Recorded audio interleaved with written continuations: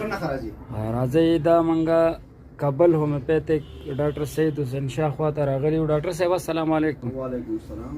دا مقبول صاحب هم ناست دی. ډاکټر صاحب تاسو په هومیوپیتک باره کې څه ټریټمنټ څه خبرې وکړئ جنرال باندې؟ ډېره مننه بابو صاحب. زه به څه خبرې وکړم. زما سره خو زما کوم استاد چې دی نو ډاکټر مقبول صاحب ناست دی، نو زه به مخکې څه خبرې وکړم. زه د شاګرد پاتې شوی یم.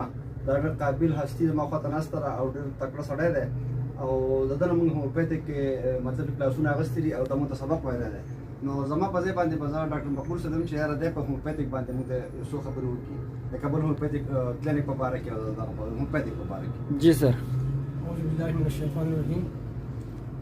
زه د ډاکټر حسین شاه صاحب ډېر غټ شکرګزار یم چې ما دومره دغه چونکې زه په هومیوپیتک کې په ډېر څه نه پوهېږم. دا خو دوی هغه حسن ژوند دی